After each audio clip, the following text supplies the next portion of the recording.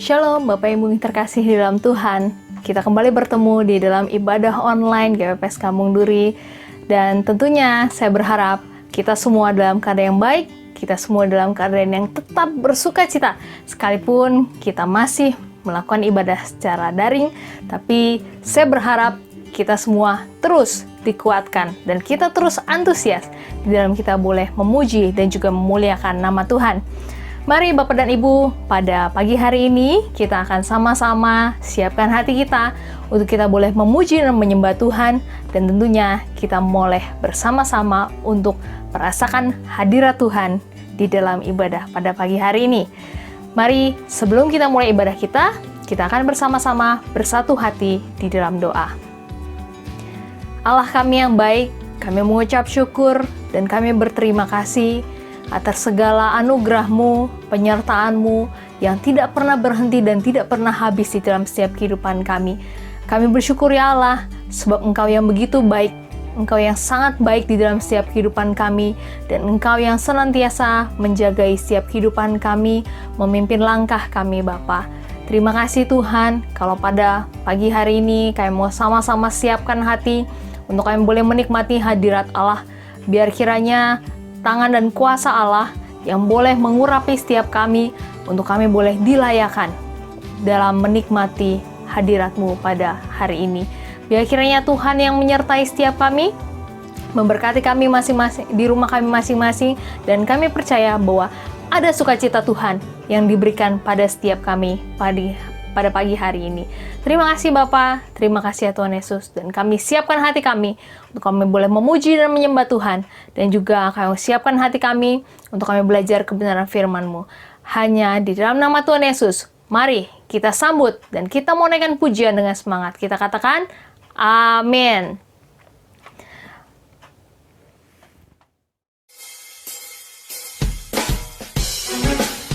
Mari kita sama-sama pagi hari ini mau naikkan pujian bagi Tuhan. Kita mau katakan, masuk gerbangnya bersyukur dengan penuh pujian. Haleluya!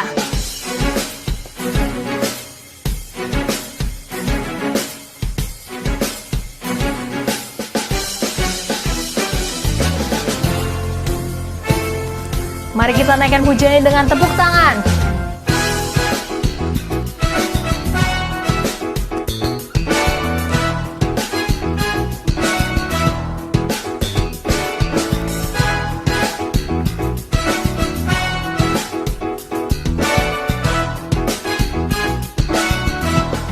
Katakan, masuk gerbangnya bersyukur dengan penuh pujian, bersuka di hadiratnya, nyanyi besarkan agung namanya, puji dan jubah sangkakala, haleluya, musik dan tarian.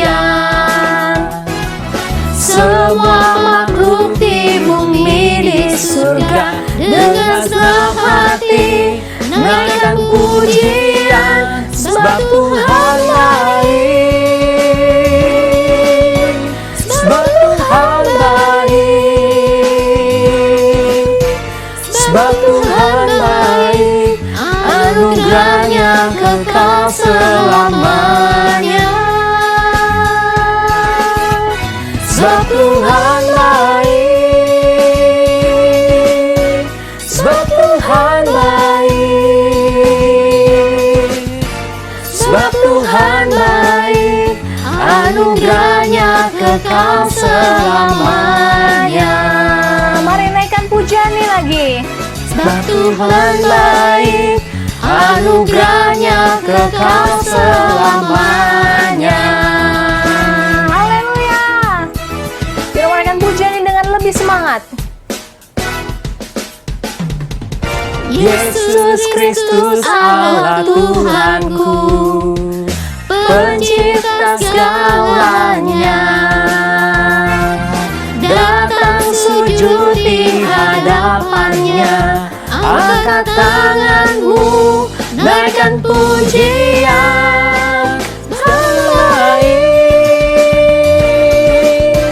sebab Tuhan baik,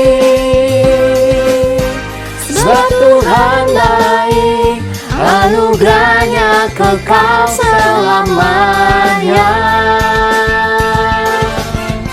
Sebab Tuhan baik, sebab Tuhan baik, Haleluya. sebab Tuhan baik, anugerahnya kekal selamanya. Sebab Tuhan baik, anugerahnya kekal selamanya. Oh, sebab Tuhan. Sebab Tuhan baik, anugerahnya kekal selamanya. Haleluya. Sebab kita bersyukur, kita punya Allah yang begitu baik di dalam setiap kehidupan kita. Amin.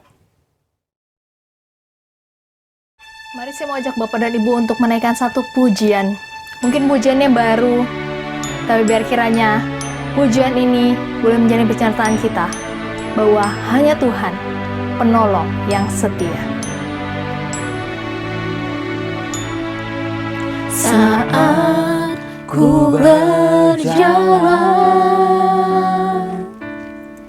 kasih-Mu menerangi langkahku. Takut, takut, tak ku bimbang, karena ku tahu Kau bersamaku. Kau lebih tahu yang terbaik bagiku. Kau lebih sanggup pulihkan hidupku. Ku berserah, ku percaya, hanya Yesus penolong yang setia. Mari katakan dengan lebih sungguh lagi. Saat ku berjalan, kasih-Mu menerangi langkahku. Takut, takut, tak ku bimbang, karena ku tahu Kau bersamaku. Kau lebih tahu yang terbaik bagiku. Kau lebih sanggup pulihkan hidupku. Ku berserah, ku percaya, hanya Yesus penolong yang setia. Sekalipun kami berjalan di dalam lembah yang kelam Tuhan, tapi kami tidak takut, sebab kami percaya Engkaulah penolong kami yang setia. Engkau yang senantiasa memegang tangan kami Tuhan. Dan kami tahu Tuhan, kami terus bisa melangkah dengan pasti hanya bersama dengan Engkau Tuhan.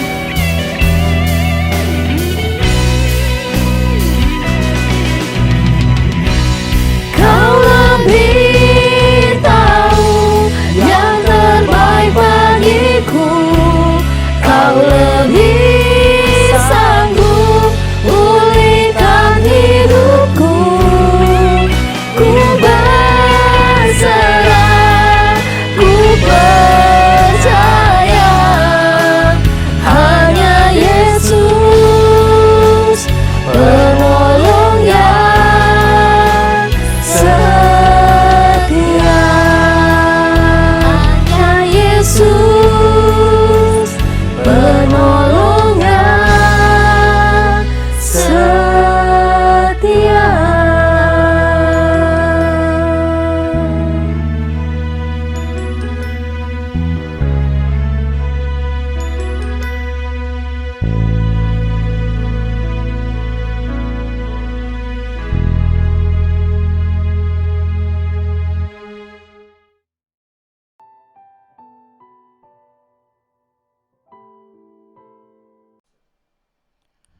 Mari saudara kita akan berdoa bersama sebelum mendengarkan firman Tuhan.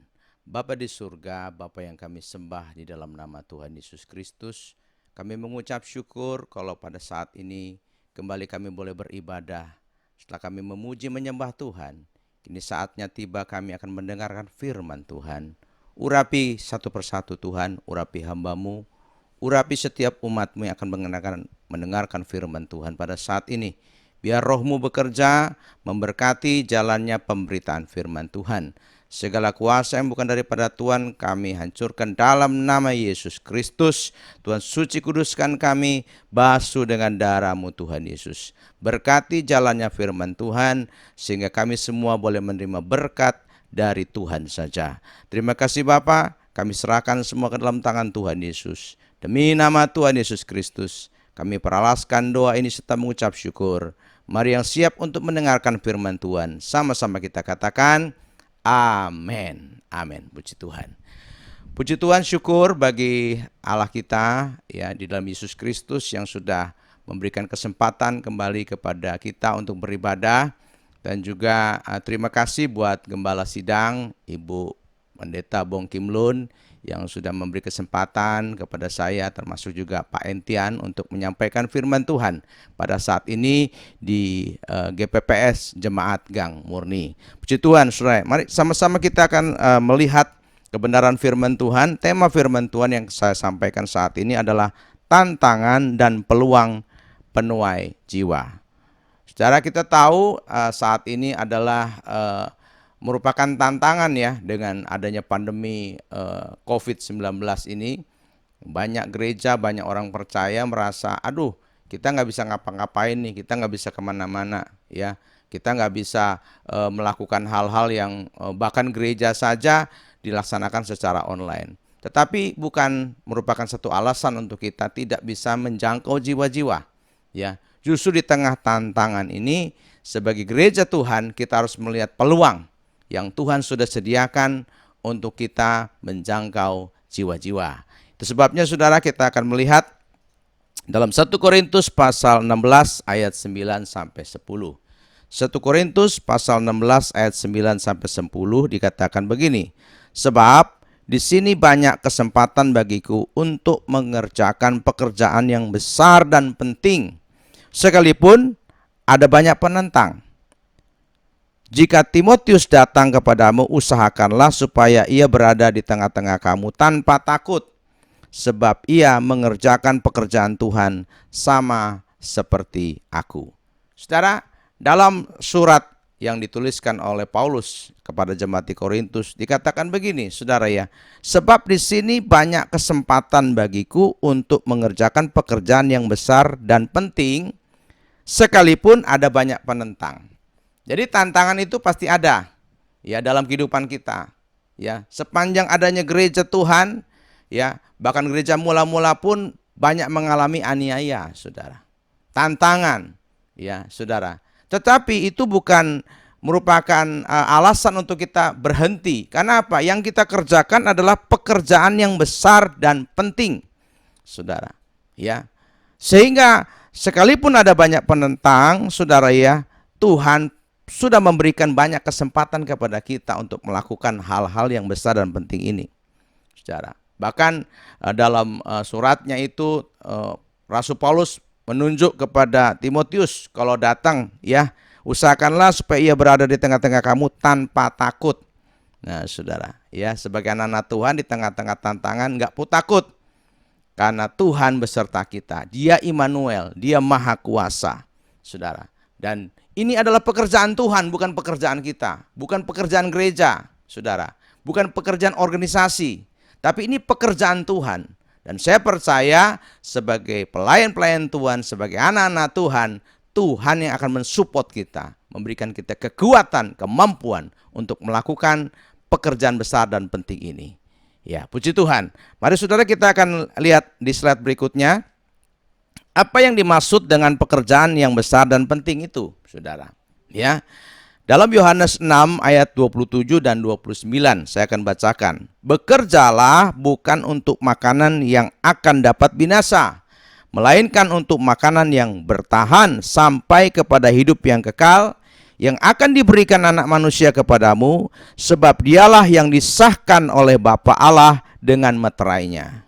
Ayat 29, jawab Yesus kepada mereka, inilah pekerjaan yang dikehendaki Allah, yaitu hendaklah kamu percaya kepada Dia yang telah diutus Allah. Saudara. Nah, saudara, ini ya, apa sih pekerjaan yang besar dan penting ini, saudara?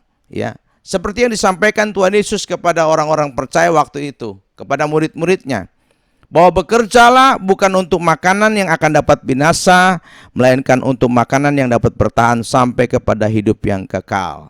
Saudara, coba bayangin, untuk kebutuhan jasmani, saudara ya, orang banyak berjibaku ya, dari bangun pagi sampai malam, saudara, mati-matian, saudara, istilahnya ya. Cari apa? Cari cien. Nah, saudara, cari uang. Saudara, untuk apa? Ya, untuk kebutuhan jasmani. Untuk makan, perlukah? Perlu. Tapi ada hal yang lebih penting lagi dari itu, saudara. Bukan makanan yang sementara, tapi makanan yang bertahan sampai kepada hidup yang kekal. Apa itu, saudara? Ya, bahwa makanan itu adalah supaya kita melakukan kehendak Allah. Supaya setiap orang boleh percaya kepada Yesus Kristus sebagai Tuhan dan Juru Selamat kita. Saudara, nah, ini penting buat kita sebagai anak-anak Tuhan. Apakah kita punya iman, punya keyakinan yang sama seperti, saudara ya, pendiri gereja, seperti orang percaya dalam jemaat mula-mula. Sekalipun di tengah-tengah tantangan pandemi ini, saudara, kita akan tetap melihat peluang yang bisa kita kerjakan di dalam Tuhan. Mari saudara kita lihat ya, keyakinan apa yang perlu kita miliki dalam Roma 1 ayat 16 sampai ke 17. Dikatakan apa, saudara? Demikianlah firman Tuhan, sebab aku mempunyai keyakinan yang kokoh dalam Injil, karena Injil adalah kekuatan Allah yang menyelamatkan setiap orang yang percaya. Pertama-tama orang Yahudi, tetapi juga orang Yunani. Sebab di dalamnya nyata kebenaran Allah yang bertolak dari iman, yang memimpin kepada iman, seperti ada tertulis, orang benar akan hidup oleh iman. Nah, ini loh, saudara. Ya, jadi saudara perhatikan ya, apa yang firman Tuhan jelaskan saat ini, apakah keyakinan itu masih ada di hati saudara? Keyakinan yang kokoh akan Injil yang menyelamatkan, kekuatan Allah yang menyelamatkan setiap orang yang percaya. Saudara, pertama-tama Injil diberikan kepada orang Yahudi, tetapi kemudian kepada orang Yunani, kepada seluruh bangsa, termasuk kepada kita bangsa Indonesia. Saudara, kenapa dikatakan? Sebab di dalamnya nyata kebenaran Allah yang bertolak dari iman dan memimpin kepada iman, seperti yang tertulis, orang benar akan hidup oleh iman. Ini loh. Jadi kalau kita nggak punya dasar, nggak punya iman, ya otomatis kita tidak akan melakukan apa-apa. Takut, ya, mundur, khawatir, saudara, gentar, ya, dan lain sebagainya. Apalagi di tengah-tengah, saudara ya, pandemi yang sudah berlangsung, saudara ya, lebih dari 1,5 tahun sampai hari ini. Nah, pertanyaannya, apakah kita sudah melakukan apa yang menjadi kehendak Allah itu? Saudara, menyampaikan Injil Kerajaan Surga. Ya, kalau sedikit saya mau kasih kesan ya buat Ibu Gembala, ya, Ibu Pendeta Bong Kim Lun, saudara, dari semenjak muda ya, semenjak dipanggil untuk melayani Tuhan, ya, mulai dari sekolah Alkitab sampai kemudian melayani Tuhan. Saudara, saya tetap melihat apa semangatnya untuk menyampaikan berita Injil kepada siapa saja. Dari beliau pernah cerita dalam satu doa puasa, ketika dia naik kendaraan umum, kayak naik bemo, kayak naik taksi, kayak naik mobil, kayak entah dia ke pasar, kayak saudara ya, ketemu siapa saja, dia tidak pernah saudara lalai untuk menyampaikan berita Injil. Saudara, ya, hebat nih saudara, ya. Dari muda sampai tua, saudara ya, tapi tetap setia untuk menyampaikan berita Injil kepada setiap orang yang dia jumpai, saudara. Nah, ini memang tidak mudah, ya, kalau saudara nggak punya keyakinan, nggak punya iman, saudara, ya. Bagaimana kita menyampaikan sesuatu yang kita sendiri tidak yakini kepada orang, sehingga orang itu bisa yakin? Kan nggak mungkin, saudara, ya. dari dalam diri kita sendiri kita harus punya keyakinan yang kokoh dalam Injil. Itu yang menyebabkan Rasul Paulus keliling, saudara ya, seluruh Asia bahkan sampai Eropa, saudara. Dia rela kelaparan, dia telanjang, saudara, ya di penjara, mengalami karam kapal, saudara, dan lain sebagainya. Kenapa? Karena di hatinya ada keyakinan yang kokoh, ya, dalam Injil, saudara. Itu yang membuat gereja Tuhan, orang percaya bertahan dari waktu itu sampai hari ini, saudara. Kita tahu kalau golongan Pantekosta ya saudara ya, itu hamba-hamba Tuhan kalau melayani itu saudara ya, itu nggak ada sponsor saudara. Ya, Om Ishak selalu mengajarkan ya, hidup saudara dengan iman, melayani menurut panggilan. Di Tuhan taruh di mana saja saudara ya, itu nggak ada sponsor ya. Saudara, apalagi gereja Pantekosta Pusat Surabaya tidak mengenal sistem gaji. Saudara ya, gaji kita 30 hari saudara. Ya, tapi saudara lihat, ya, ketika hamba-hamba Tuhan, ketika orang percaya punya keyakinan seperti ini, modalnya iman, maka di mana saja ditempatkan, saudara ya, sebagai pengurus majelis pusat, saudara ya, saya pelajari GPPS itu ada dari Aceh sampai Papua loh saudara, ya, tersebar saudara ya, dalam lingkup 22 provinsi, hebat saudara, ya, saudara, ya. Dari mana itu Injil bisa menyebar? Dari mana gereja-gereja bisa dibangun? Saudara, dari gubuk-gubuk, dari tempat-tempat yang kecil, tempat yang becek, saudara ya, tempat yang minus, saudara ya. Tapi sekarang sudah dibangun banyak gereja-gereja Tuhan. Ya, saudara ya, saya tahu gereja Gang Murni itu namanya aja Gang Murni ya, saudara, karena dulu tempatnya di gang, saudara. Ya kan, saudara ya. Tapi karena kemurahan Tuhan, karena kesetiaan hambanya, saudara ya, Ibu Gembala, untuk tetap memberitakan Injil, tetap mengembalakan jiwa-jiwa. Ternyata apa? Tuhan itu setia. Tuhan kan memberkati, ya. Dari di dalam gang sekarang sudah di pinggir jalan, saudara. Berkat Tuhan selalu dicurahkan, ya. Bahkan kalau saya dengar kesaksian, ya, saudara ya, Ibu Gembala di sini juga menyupport pelayanan yang ada di Kalimantan. Bahkan bisa mendirikan sekolah, mendirikan gereja, saudara, ya. Ada juga apa ya, minimarket, saudara. Wah, luar biasa, saudara. Siapa, saudara? Siapa yang melakukan? Kalau kita melihat manusianya ya cuma perempuan saja, biasa, saudara.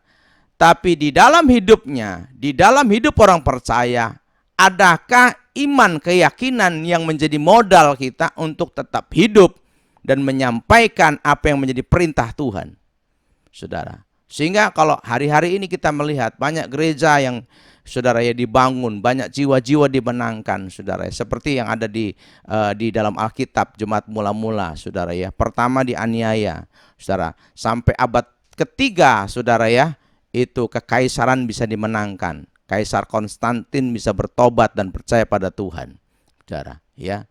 Tapi hati-hati, saudara. Banyak kali ketika orang hidupnya sudah mulai enak, sudah mulai nyaman ya, seperti sejarah gereja ya.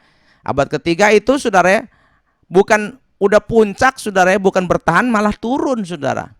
Ya. Lebih menyedihkan lagi mengalami zaman kegelapan, the dark ages, saudara. Ya, di mana banyak orang sudah tidak melakukan lagi tugasnya sebagai orang percaya, yaitu apa? Memberitakan Injil. Ya, sibuk, saudara ya. Kegiatan selalu ada. Nah, kita bersyukur, saudara ya, dengan adanya pandemi ini, saudara, ibadah bisa dilaksanakan secara live streaming, baik lewat media Zoom, saudara, baik lewat Facebook, lewat Instagram, bahkan lewat YouTube. Ya, di sini, saudara, disinilah kita bisa melihat bagaimana Injil itu bisa sampai ke ujung bumi, saudara. Dengan adanya apa? Yaitu globalisasi. Ya, saudara, dengan adanya apa? Saudara, keterbukaan, saudara, informasi, semua orang bisa dengar. Ya, coba saudara bayangkan, sudah semudah ini aja masih banyak orang tidak melakukan apa-apa, saudara. Ya, bahkan saya sedih, saudara, kalau ada gereja yang menghentikan ibadahnya karena pandemi dan tidak mengadakan ibadah secara online. Ya, bersyukur kita GPP selalu didorong ya, saudara ya.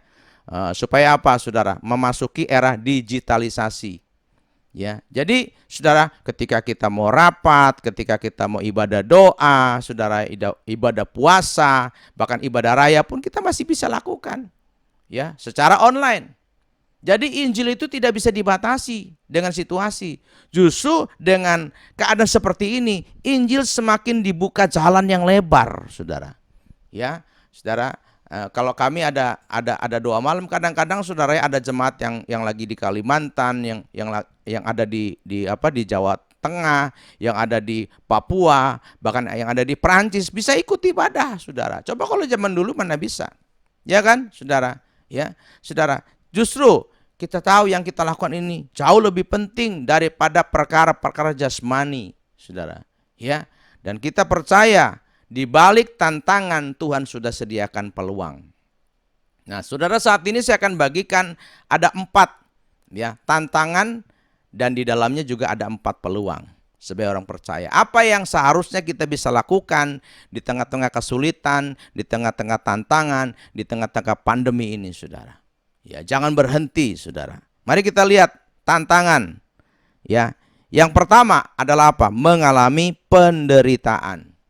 Saudara, dalam 2 Timotius 1 ayat 12 dikatakan apa? Itulah sebabnya aku menderita semuanya ini, tetapi aku tidak malu, karena aku tahu kepada siapa aku percaya, dan aku yakin bahwa Dia berkuasa memeliharakan apa yang telah dipercayakannya kepadaku hingga pada hari Tuhan. Nah, ini loh, saudara.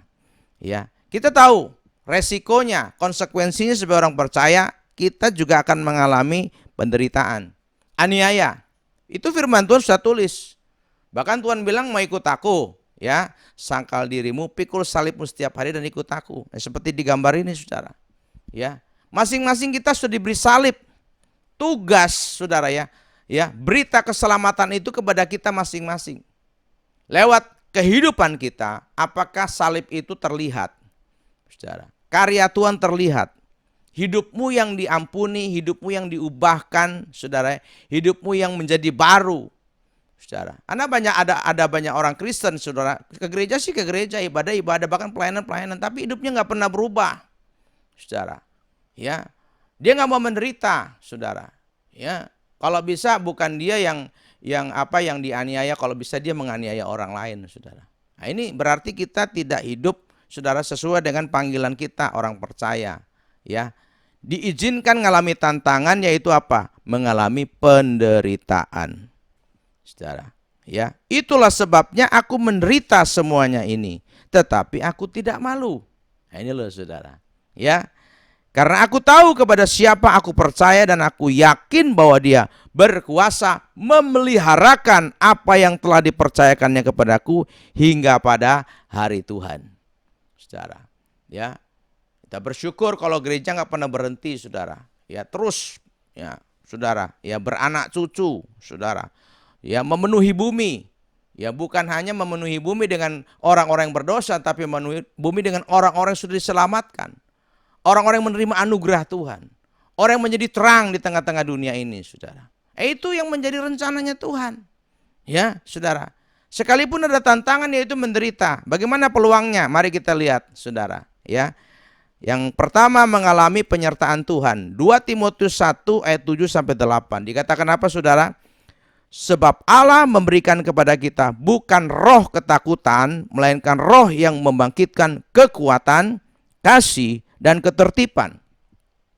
Jadi janganlah malu bersaksi tentang Tuhan kita, dan janganlah malu karena aku, seorang hukuman karena Dia, melainkan ikutlah menderita bagi Injilnya oleh kekuatan Allah, saudara.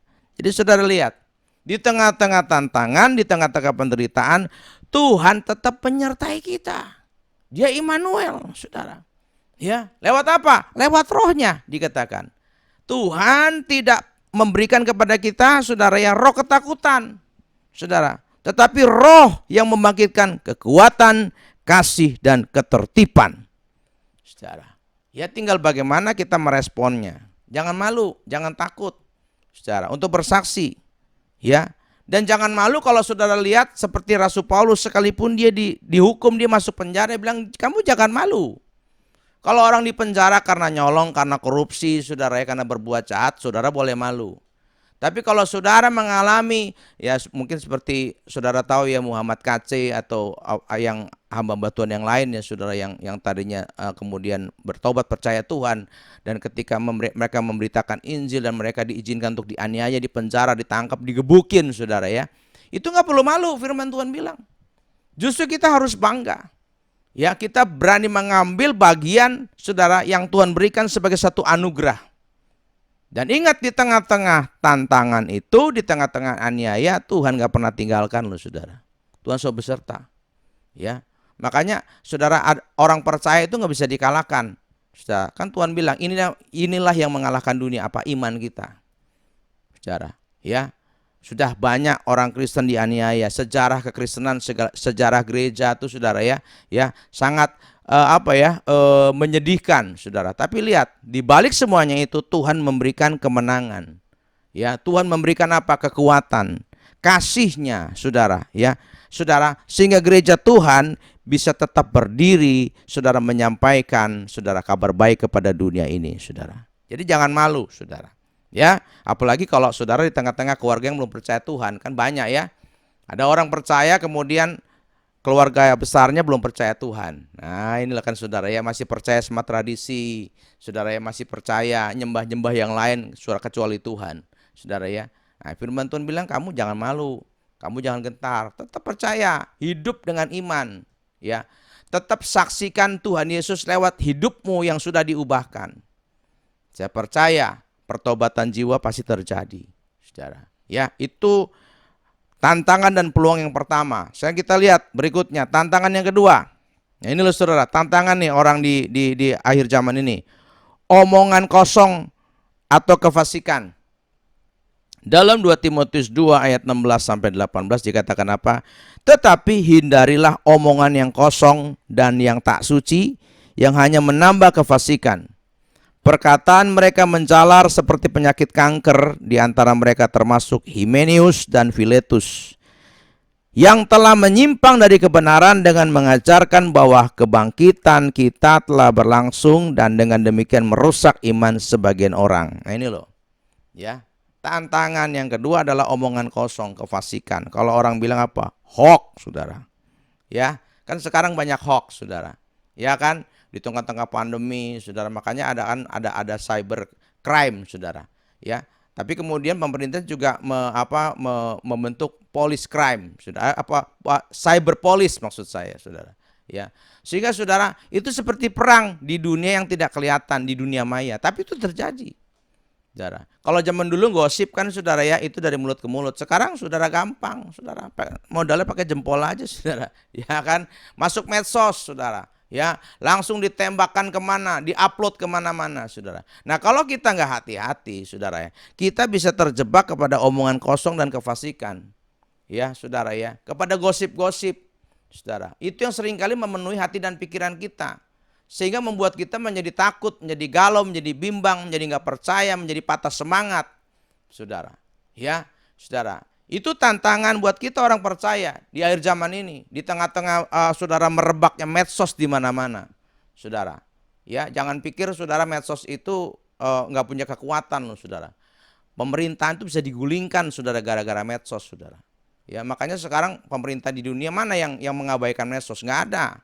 Semua mereka ngurusin medsos, saudara. Ya, kenapa? Disitulah, saudara, sesuatu pesan bisa disampaikan kepada siapa saja tanpa mengalami batasan, saudara, tempat dan wilayah. Saudara, seperti ini hari ini saya ngomong ya. Ya, saya ada di tempat saya, saudara ada di gereja, ya saudara ada di tempat saudara. Saudara kan bisa mendengarkan firman Tuhan. Kenapa? Karena kemajuan teknologi, karena medsos, saudara. Ya, saudara, kalau di gereja kami di samping Zoom, saudara ya, kami juga menyampaikan ibadah itu lewat YouTube, saudara. Ya, anytime orang bisa buka, kapan saja, siapa saja, di mana saja. Bukan minum Coca-Cola, saudara, tapi bisa beribadah dan mendengarkan firman Tuhan. Ini loh, saudara, lihat. Di tengah-tengah hoax, di tengah-tengah omong kosong, di tengah-tengah kefasikan, apa yang menjadi peluang bagi kita orang percaya? Coba kita lihat, saudara ya. Peluangnya adalah orang-orang yang dapat dipercaya. Ini loh saudara. Ya, 2 Timotius 2 ayat 2 sampai 4 dikatakan apa? Apa yang telah kau dengar daripadaku di depan banyak saksi, percayakanlah itu kepada orang-orang yang dapat dipercayai dan orang yang cakap mengajar orang lain. Ikutlah menderita sebagai seorang prajurit yang baik dari Kristus Yesus, seorang prajurit yang sedang berjuang, tidak memusingkan dirinya dengan soal-soal penghidupannya, supaya dengan demikian ia berkenan kepada komandannya. Nah ini loh, di tengah-tengah saudara omongan kosong, Tuhan juga masih saudara ya menyisakan orang-orang percaya yang bisa dipercaya oleh Tuhan untuk menyampaikan berita kabar baik itu saudara. Ya, saudara, ketika Elia frustasi dia bilang, Tuhan cuma aku yang setia. Tuhan bilang, bukan kamu. Bukan cuma kamu, aku sudah menyediakan 7.000 orang Israel yang mulutnya yang tidak pernah menyembah berhala. Betul nggak saudara? Jadi bukan kita sendiri. Tuhan tetap menyertai, Tuhan tetap saudara mempercayakan orang yang dapat dipercaya saudara kepada kita hamba-hamba Tuhan, pelayan-pelayan Tuhan. Saudara, ya, untuk apa saudara? Ya, untuk menyampaikan berita itu. Ya, apalagi kalau sekarang di GPPS kan kita tahu ya, saudara, di samping penginjilan juga ada pemuritan. Ya, saudara, kita bisa mengajar orang lain yang orang lain itu juga nanti bisa mengajar lagi yang lain. Saudara, ya mari saudara kita ikuti apa yang menjadi maunya Tuhan. Ya, jangan kita ikuti apa yang menjadi maunya dunia ini, saudara. Yang ketiga, saudara, tantangan yang ketiga, hidup di masa yang sukar. Firman Tuhan tulis dalam 2 Timotius 3 ayat 1 sampai 3 dikatakan begini, ketahuilah pada hari-hari terakhir akan datang masa yang sukar, manusia akan mencintai dirinya sendiri dan menjadi hamba uang. Mereka akan membual, menyombongkan diri, dan mereka akan menjadi pemfitnah. Mereka akan berontak terhadap orang tua dan tidak tahu berterima kasih, tidak mempedulikan agama, tidak tahu mengasihi, tidak mau berdamai, suka menjelekkan orang, tidak dapat mengekang diri, garang, tidak suka yang baik. Saudara, firman itu sudah tulis, ya, di akhir zaman ini kita punya tantangan hidup di masa yang sukar. Saudara, nah buktinya dulu kan nggak ada penyakit model COVID gini, sekarang sudah ada. Betul nggak saudara? Ya, banyak negara-negara besar ini sekarang sudah lagi goncang saudara. Ya, puji Tuhan Indonesia sekarang sudah mulai bisa bangkit saudara. Ya, dari pandemi ini. Ya, kasus COVID sudah menurun saudara. Ya, siapa presidennya? Katanya bilang orang katro saudara, orang kampung saudara. Ya, tapi dia jujur saudara. Tapi dia takut Tuhan saudara. Jadi di tengah-tengah tantangan hidup di masa sukar, saudara ya, itu memang satu nubuatan yang sudah jadi, saudara. Ya, kejahatan di mana-mana, saudara. Ya, saudara. Ya, chaos di mana-mana, pemberontakan di mana-mana, saudara. Itu yang dituliskan firman Tuhan di tengah-tengah tantangan. Apa yang kita bisa lihat lewat peluang yang Tuhan berikan? Mari kita lihat, saudara, peluang yang ketiga, tetap diperlengkapi firman Tuhan. Ya, dalam 2 Timotius 3 ayat 15-17 dikatakan apa? Ingatlah juga bahwa dari kecil engkau sudah mengenal kitab suci yang dapat memberi hikmat kepadamu dan menuntun engkau kepada keselamatan oleh iman kepada Yesus Kristus Yesus. Nah, segala tulisan yang ilhamkan Allah memang bermanfaat untuk mengajar, untuk menyatakan kesalahan, untuk memperbaiki kelakuan, dan untuk mendidik orang dalam kebenaran. Dengan demikian, tiap-tiap manusia kepunyaan Allah diperlengkapi untuk setiap perbuatan baik. Di tengah-tengah dunia yang sukar, di tengah-tengah moralitas, saudara ya, yang semakin parah, saudara ya, orang mencintai diri sendiri, menjadi hamba uang, pemfitnah, berontak, saudara ya. Bukankah Tuhan sudah memberikan, saudara ya, saudara, firman-Nya, saudara. Makanya orang Kristen, sudah saya sering katakan kepada jemaat yang kami gembalakannya, jangan malas baca Alkitab. Ya, ku renungkan firman-Mu siang dan malam, ku pegang perintah-Mu dan ku lakukan. Engkau tahu ya Tuhan, tujuan hidupku hanyalah untuk menyenangkan hati-Mu. Saudara, di tengah-tengah kesulitan, masa yang sukar, saudara, orang-orang jahat di sekeliling kita, tapi kita masih tetap diperlengkapi oleh firman Tuhan. Kita selalu diingatkan, seperti hari ini sudah dengarkan firman Tuhan. Ya, saudara, diajar, ada kesalahan yang dinyatakan, diperbaiki kelakuan kita. Dididik kita untuk hidup dalam kebenaran. Supaya setiap orang percaya manusia kepunyaan Allah diperlengkapi untuk setiap perbuatan baik. Saudara. Itu yang saudara ya, kita bersyukur Tuhan nggak pernah membiarkan gerejanya orang percaya. Tuhan siapkan firman-Nya, saudara. Ya, nah sekarang kita akan lihat tantangan yang keempat, saudara.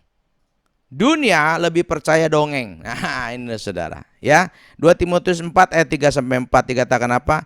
Karena akan datang waktunya orang tidak dapat lagi menerima ajaran sehat, tetapi mereka mengumpulkan guru-guru menurut kehendaknya untuk memuaskan keinginan telinganya. Mereka akan memalingkan telinganya dari kebenaran dan membukanya bagi dongeng. Nah ini loh saudara, ini tantangan orang nih di akhir zaman saudara. Saat ini ya, dunia lebih percaya kepada dongeng saudara. Ya, saudara tahu sendirilah ya, ibu-ibu ya, bukan ibu-ibu juga ya saudara ya. Tapi banyak saudara ya apa ya, kisah-kisah film-film saudara ya dulu India saudara, kemudian telenovela saudara itu ya, tuh saudara ya, dari Malaysia juga ada. Sekarang yang lebih booming apa, dari Korea saudara ya kan. Saudara bayangin ya saudara, ada ibu rumah tangga saudara ya, itu bisa 3 hari 3 malam saudara nonton film seri Korea saudara ya. Boro-boro kalau disuruh doa saudara, boro-boro disuruh baca Alkitab ya, disuruh ibadah online saja sudah malas saudara ya. Tapi kalau nonton film Korea, aduh luar biasa saudara, nggak ada capeknya, nggak ada ngantuknya. Ini loh tantangan. Dunia lebih percaya kepada dongeng saudara. Saya nggak anti orang nonton film, it's okay, itu hiburan. Tapi jangan sampai itu menjadi satu yang membuat seorang itu kecanduan saudara ya. Jadi nggak ada waktu untuk yang lain, apalagi anak-anak sekarang saudara ya, dengan adanya game-game yang hebat-hebat saudara ya. Coba anak-anak kalau suruh buka Alkitab, berapa menit dia buka? Coba kalau suruh dia buka aplikasi game saudara, wah bisa jam-jaman saudara ya. Bahkan saudara yang sekolah pun bisa ditinggal loh saudara. Ini loh saudara, ini zaman ini merupakan zaman modern, tapi merupakan tantangan buat kita. Orang zaman dulu mana ada saudara ya, mana ada itu media-media sosial, nggak ada saudara. Orang zaman dulu kalau udah gelap saudara ya, pakai lilin saudara ya kan, tinggal tunggu tidur aja. Coba anak-anak sekarang saudara lihat, bisa begadang ya sampai malam, bahkan ada anak yang begadang sampai pagi saudara. Karena apa? Ini tantangan kita saudara. Mereka mengikuti kehendaknya sendiri, belum lagi gereja saudara ya, yang ingin memuaskan saudara ya telinga jemaatnya ya, dengan dongeng-dongeng, dengan cerita-cerita, bukan dengan kebenaran firman saudara. Nah, ini loh tantangannya. Bagaimana dengan peluangnya? Saudara kita lihat, tetap beritakan firman dan Injil. Dikatakan apa saudara dalam 2 Timotius 4 ayat 2 dan 5 dikatakan apa? Beritakanlah firman, siap sedialah, baik atau tidak baik waktunya. Nyatakanlah apa yang salah, tegurlah dan nasihatilah dengan segala kesabaran dan pengajaran. Tetapi kuasailah dirimu dalam segala hal, sabarlah menderita, lakukanlah pekerjaan pemberita Injil, dan tunaikanlah tugas pelayananmu. Ini loh saudara, ini peluang kita ya, tetap diberikan peluang untuk memberitakan Injil ya, memberikan firman Tuhan ya saudara ya. Yang penting kita nggak beralasan, saudara. Ini susah, ini COVID, ini sebagainya, saudara. Kalau orang orang malas itu punya banyak segudang alasan, betul nggak, saudara? Ya. Pada dasarnya, saudara ya, kayak tadi firman Tuhan, dia nggak percaya, dia nggak yakin. Kuasa Tuhan begitu besar, firman Tuhan yang hidup dan berkuasa, penyertaan Tuhan yang luar biasa. Nggak percaya kepada firman yang berkuasa, yang mencipta dari yang tidak ada menjadi ada, saudara. Ya, sehingga saudara ya, banyak orang yang tidak mau menderita saudara. Makanya banyak orang Kristen saudara ya, di tengah-tengah pandemi ini imannya jadi surut saudara ya. Firman Tuhan katakan saudara, biarlah hendaklah rohmu menyala-nyala dan layanilah Tuhan, jangan kerajinanmu kendor saudara. Betul nggak? Firman Tuhan kan ingatkan kita kepada gitu saudara. Jadi kita tetap saudara ya, punya peluang untuk memberitakan firman dan Injil. Apalagi sekarang lebih gampang. Kalau zaman dulu orang pakai traktat saudara, mesti cetak dulu. Sekarang sudah tinggal send, betul nggak? Tinggal upload, download, upload, betul nggak saudara? Lebih gampang ya, nggak usah dicetak Kirim lagu, nggak usah kirim kaset, saudara ya. Kirim CD. Sekarang tinggal saudara di iTunes, di apa saudara. Sekarang gampang. Saudara, mau rekaman saudara ya. Yang mau bikin konten rohani, begitu gampang. Kalau dulu saudara mesti masuk TV dulu saudara. Ya, kalau sekarang siapapun bisa. Cuma apakah kita melihat ini sebagai satu peluang di tengah-tengah tantangan bahwa dunia ini lebih percaya kepada dongeng, saudara? Ya, saudara. Dari 4 hal itu mari kita lihat kesimpulan. Dalam 1 Korintus 9 ayat 25-27 dikatakan apa?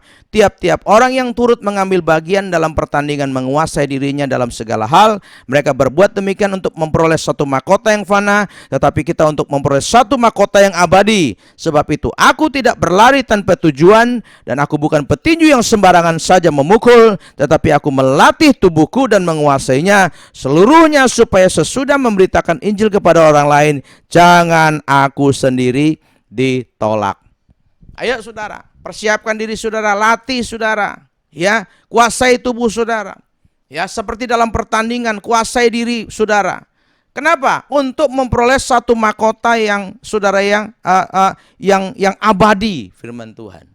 Kalau ini kan baru PON saudara ya, kemarin baru Olimpiade ya. Coba lihat atlet bertanding luar biasa, latihannya luar biasa. Kenapa? Karena dapat hadiah. Masa kita orang percaya yang hadiahnya lebih besar loh, hidup yang kekal, mahkota yang mulia. Masa saudara ya kan masih bermalas-malasan. Mari saudara, lihat ini sebagai satu saudara peluang di tengah-tengah tantangan. Mari maju, tetap hidup percaya kepada Tuhan, lakukan tugas pemberitaan Injil dimanapun Tuhan tempatkan kita. Amin, haleluya. Mari sama-sama kita berdoa.